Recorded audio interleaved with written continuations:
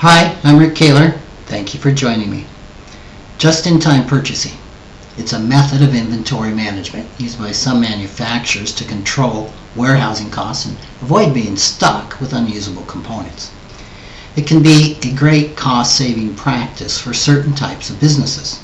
But unfortunately, and this is according to the Wall Street Journal from November 24th, an increasing number of consumers are using just-in-time purchasing in their personal lives. In my opinion, this is merely swapping one set of poor financial behaviors for another. Let me explain.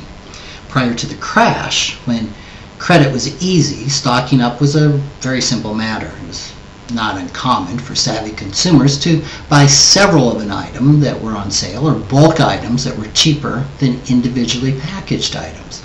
They could simply put this on the credit card. The global financial crisis has left many Americans, 70% of whom live month to month, strapped for cash and credit.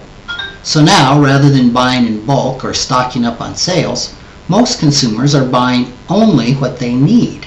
As a result, they're also increasing their number of trips to the store. Now, companies have quickly adjusted to this new trend. They've decreased the number or the size of goods found in packages. You may have noticed this from your recent trip to the grocery store. Now, while purchasing less of an item may give consumers some short-term relief on the total grocery bill, the sad reality is that in the long term, it's costing them more. Buying a number of frequently used items when they're on sale or purchasing in bulk can save consumers a lot of money. Sometimes that savings can be significant. Let me give you an example. I eat a half-cup serving of oatmeal almost every morning when I'm in Rapid City, which is about 36 weeks a year. That amounts to 252 servings a year. Now, I have several options on how I could purchase my oatmeal. The first would be just-in-time purchasing, which would require me to spend the smallest amount up front. So I could buy a box of 12 individually packaged servings of Quaker Oats for $4.15. That comes out to 35 cents a serving, and over 36 weeks, it would require 21 trips to the store and a total expenditure just for the oatmeal of $87.15. I'm not counting the gas. Another option would be to buy the 42-ounce carton of oatmeal, which provides 31 servings. Now, it isn't as convenient. It requires me to own a measuring cup and measure out my daily allotment. It also costs a little bit more up front at $5 for the carton. The per serving cost, though, drops almost in half to 16 cents.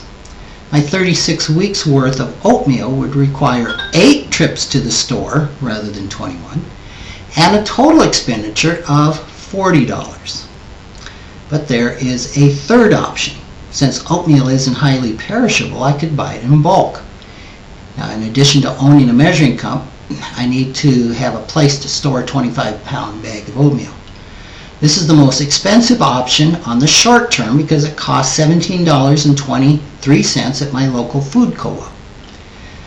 But it gives me 295 servings from that 25-pound bag, so the per serving price is just 6 cents a serving. That's what?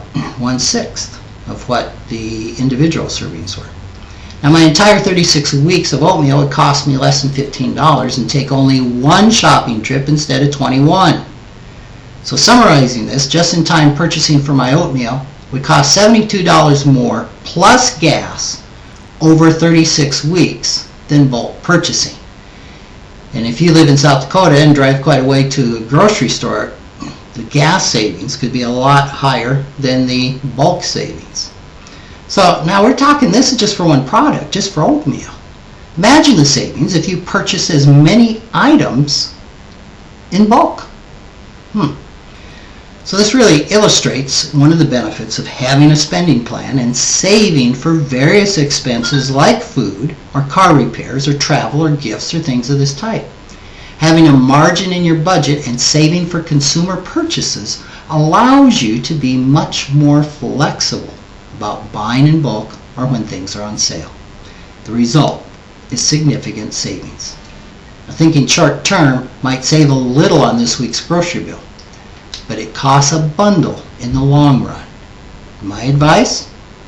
Just say no to just-in-time purchasing. Thanks for listening.